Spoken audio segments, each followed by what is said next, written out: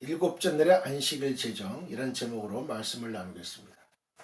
창세기 2장 1절로 3절입니다. 본문.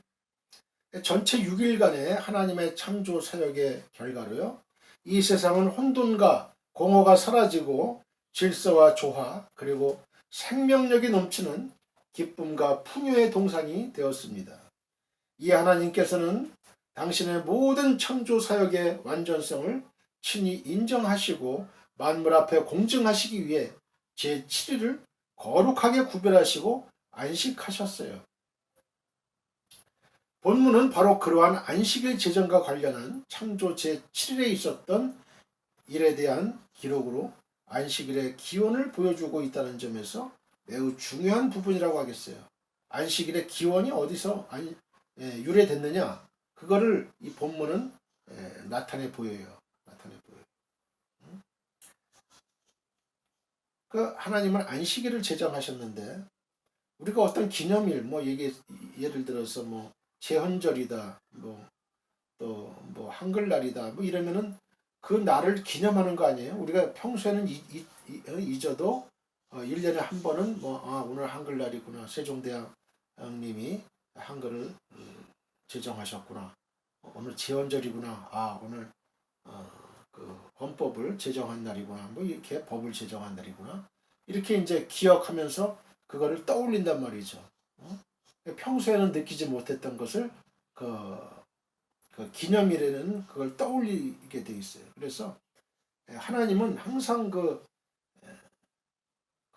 당대에 하나님이 어떤 예를 들어서 요단강을 건널 때 그 요단강에 있던 큰 돌을 12개를 그거를 세워놔라 그래가지고 기념하라. 그래서 이게 무슨 돌이냐? 우리 후손이 너희들의 후손이 물어보면 이거는 하나님께서 우리가 요단강을 건널 때 이렇게 이걸 기념하기 위해서 이걸 세워둔 거다. 하나님의 역사로 요단강을 건넜다 우리가. 법궤를 앞세우고 건너왔다.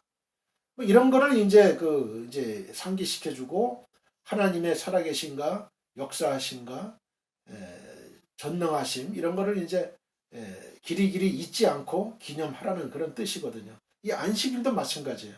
이 안식일을 제정 안 했으면 하나님이 전 6일간의 창조를 하셨나? 이렇게 이제 의심한단 말이에요. 왜냐하면 사람이라는 게 우리뿐만 아니라 우리 이제 후대 바로 밑에 애들도 이게 몰라요. 기독교 우리 선조들의 기독교 역사라든지 어떻게 해서 교회가 이렇게 세워졌고 이런 걸 잘 몰라요. 그리고 우리 아버님 때에는 어떻게 예배 생활을 했는지 이런 걸 잘 몰라요. 어떻게 하나님이 역사하셨는지. 그렇기 때문에 이 안식일도 마찬가지예요. 안식일을 딱 제정하고 안식일이라는 건 전 6일간의 천지 창조를 다 마치시고 하나님께서 7일째에 안식하셨구나. 그래서 이 안식일을 기념하라고 하는구나. 이제 그런 거를 이제 기억하는 거죠. 그런 것을 기억하는 거예요. 안식일의 목적이라든지 그런 건 이제 나중에 나올 거예요. 그런 거를 항상 어떤 리마인드 시키고 리콜 시키는 거예요. 리마인드하고 리콜 시키는 거예요. 그게 없으면 봐요. 1대가 지나고 이제 2대부터는 잘 몰라요. 3대도 전혀 모르는 거죠. 완전히 기억 절벽이 되는 거예요. 기억 절벽이 되는 거예요. 기억 절벽이 되는 거예요. 당대에만 아는 거예요. 당대에만 하나님이 어떻게 행하셨는가. 그래서 이 성경도 이 기록을 하라고 그러죠. 기록. 이 기록이 없으면 전혀 우리가 알 길이 없는 거예요. 그리고 이 하나님과의 이 교제라든지 교제의 역사, 이 성령의 역사, 이 기록된 게 없으면은 알지를 못해요. 2대, 3대, 4대 점점 기억이 희미해지고요. 알지를 못하는 거예요. 이 성경이 왜 이렇게 중요하냐? 이게 우리 같은 이런 종이로 된 게 아니고 파피루스라는 이 잎사귀 그거에다가 이게 적은 거거든요. 두루마기, 두루마기 성전이었어요. 또 그러면서 이게 이렇게 전에 내려왔기 때문에 지금의 종이로 된 성경으로 해서 그 구약은 히브리어, 저기 신약은 헬라어 이렇게 이제 번역 그 원본으로 이렇게 적었단 말이죠. 이러면서 이것을 이제 영어로 이제 성경이 또 번역이 되는 거예요. 영어로. 그 영어로 성경 번역된 것이 이제 또 한자나 또 한글로 또 번역이 된 거예요. 그러다 보니까 이 히브리어 원어나 헬라어 원어나 이 뜻이 제대로 우리에게 이렇게 번역이 잘된 부분은 잘된 부분이 있지만은 또 잘 안 된 부분도 또 그 있단 말이죠. 그 원어의 참 뜻을 살리지 못한 번역들도 또 있단 말이죠. 그래서 우리가 이제 원어를 우리가 공부를 해서 그거를 알아야 되는 거예요. 그거를 알아야 되는 거예요. 그래야 하나님의 깊으신 그 말씀의 뜻을 우리가 피부로 뼛속으로 우리가 들어올 수 있는 거예요. 아죠. 자, 저를 따라 한번 해보겠습니다. 하나님의 창조 사역은 완전했습니다. 하나님의 창조 사역은 완전했습니다. 완전. 먼저 1절을 보면요. 천지와 만물이 다 이룬이라고 선언하고 있습니다. 천지와 만물이 다 이룬이라. 이것은 하나님의 창조 사역의 완성을 선언한 거예요. 완성. 특별히 여기서 다 이루었다는 말은 마치다, 완수하다라는 의미예요. 하나님의 창조 사역이 하나님의 뜻대로 온전하게 성취돼서 더 이상 손댈 필요가 없다는 뜻이에요. 따라서 창세기 2장 1절은 하나님의 창조 사역의 완전성과 충족성을 강조하고 있다고 하겠어요. 하나님의 창조 사역은 완전했어요. 완전. 그것은 단순한 밑그림이나 윤곽이 아니었어요. 그것은 다 이루어진 역사였어요. 보세요. 이 천지 만물 가운데 부족한 게 뭐가 있어요? 오늘날 사람들이 많은 것을 발견하거나 발명합니다만 그것은 이전에 이미 있는 것을 찾아내거나 그죠? 이미 있는 재료를 가지고 만들어내는 것일 뿐이에요. A라는 재료를 가지고 B라는 걸 만든다. 또 B라는 재료를 가지고 C라는 걸 만들고 변형시킨다는 것 뿐이죠. 인간은. 하나님은 이 세상에 있을 것은 다 있게 하셨어요. 그리고 그러한 천지 만물은 한 점의 흠도 없게 만드셨어요. 물론 그렇다고 해서 오늘날 천지 만물이 한 점의 흠도 없다는 말은 아니에요. 오늘날 자연계에는 기근, 태풍, 화산 폭발, 지진, 기상이변 등 각종 재해들이 미치고 있어요. 그죠? 쓰나미 현상도 오고요. 그죠? 토네이도 같은 그런 바람 폭풍도 일어나고 그리고 이러한 것들은 하나님의 창조 사역의 완전성에 대해서 의구심을 이제 갖게 하는데요. 그러나 이거는 결코 하나님의 창조 사역이 불완전해서 생겨난 것들이 결코 아니에요. 이런 것들은 인간의 죄로 말미암아서 세상에 죄가 유입되어 하나님의 피조물들이 그 본래의 모습을 상실했기 때문에 그렇습니다. 로마서 8장 19절로 25절 피조물이 고대하는 바는 하나님의 아들들이 나타나는 것이니 피조물이 허무한 데 굴복하는 것은 자기 뜻이 아니요 오직 굴복하게 하시는 이로 말미암음이라. 그 바라는 것은 피조물도 썩어짐의 종노릇한 데서 해방되어 하나님의 자녀들의 영광의 자유에 이르는 것이니라. 피조물이 다 이제까지 함께 탄식하며 함께 고통을 겪고 있는 것을 우리가 아느니라. 그뿐 아니라 또한 우리 곧 성령의 처음 익은 열매를 받은 우리까지도 속으로 탄식하여 양자될 것 곧 우리 몸의 속량을 기다리느니라. 우리가 소망으로 구원을 얻었으며 보이는 소망이 아니니 보는 것을 누가 바라리요. 만일 우리가 보지 못하는 것을 바라면 참음으로 기다릴지니라.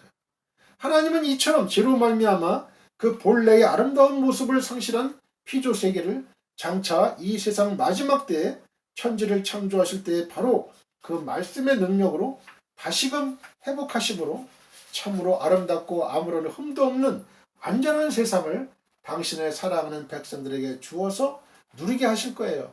이사야 11장 6절로 9절 그때 이리가 어린 양과 함께 살며 표범이 어린 염소와 함께 누우며 송아지와 어린 사자와 살찐 짐승이 함께 있어 어린 아이에게 끌리며 암소와 곰이 함께 먹으며 그것들의 새끼가 함께 엎드리며 사자가 소처럼 풀을 먹을 것이며 사자가 소처럼 풀을 먹는 거예요. 사자도 초식동물이었어요.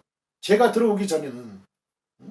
젖 먹는 아이가 독사의 구멍에서 장난하며 젖된 어린아이가 독사의 굴에 손을 넣을 것이라. 내 거룩한 산 모든 곳에서 해됨도 없고, 젖된 어린아이가 독사의 굴에 손을 넣어도 해됨이 없어요. 없었어요.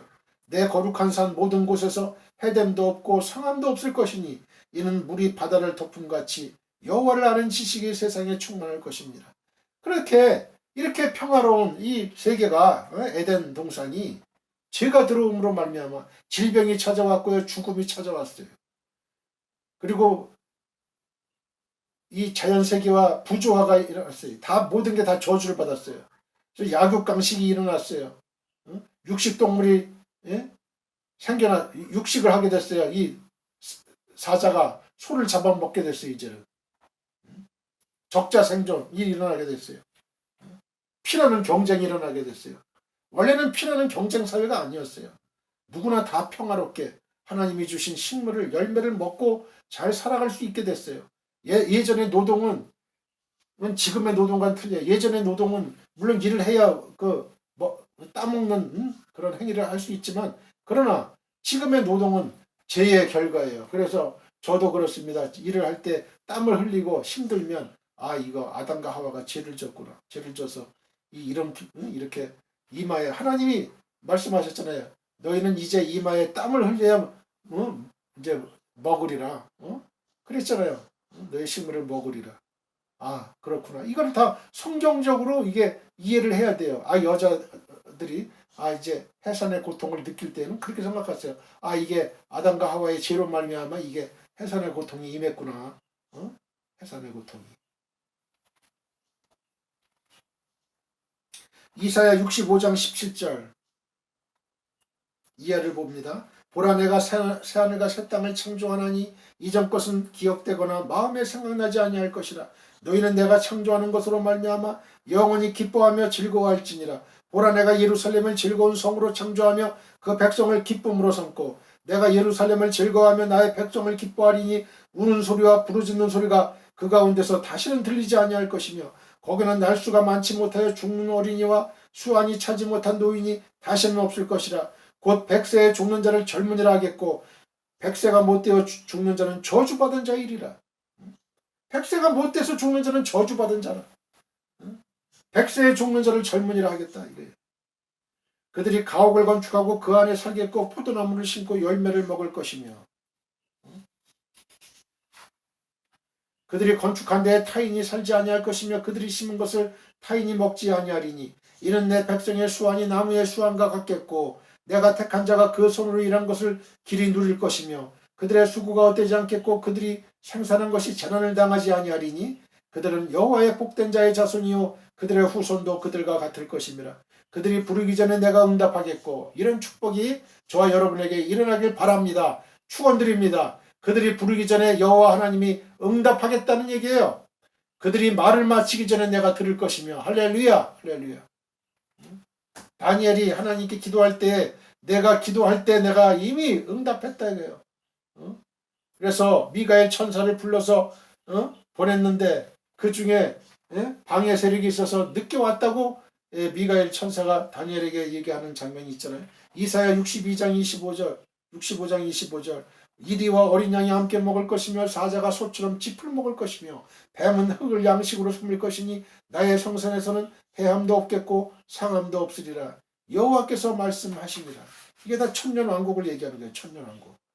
보라, 내가 새하늘과 새 땅을 창조하나니, 요것이요, 요게 천년왕국인데 계시록에 또 새하늘과 새 땅이 나와요. 그거는 천국이에요.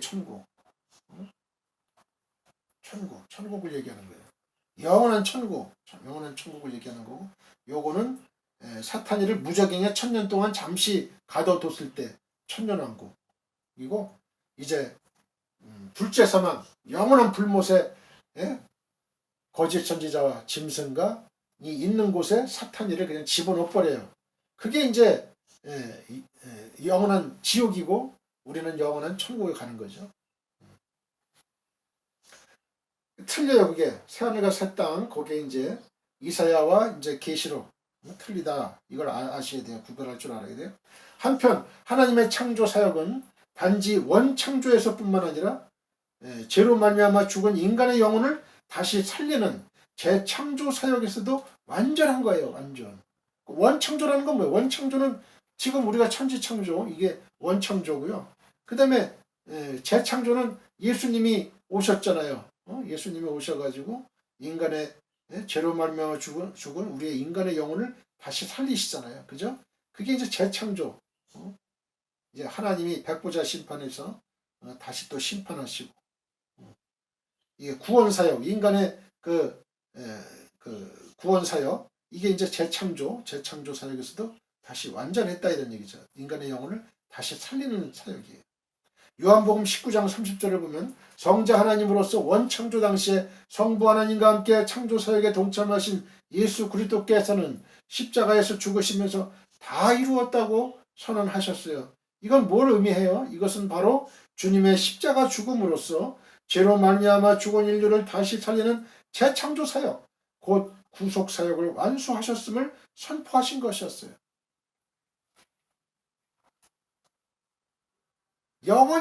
인간의 영혼이 죽을 수밖에 없는 영혼을 예수님이 십자가에서 죽으심으로 재창조 사역을 하신 거예요. 구속 사역 하신 거죠. 이로써 인간은 구원을 얻기 위하여 자신이 무엇을 더 해야만 할 필요가 없게 되었어요. 우리는 뭐 할 필요가 없겠어요. 할 필요가 없게 되었어요. 구원 사역에 대해서는. 인간은 단지 구속자이신 예수 그리스도를 자신의 구주로 받아들이고 영접하기만 하면 되는 거예요.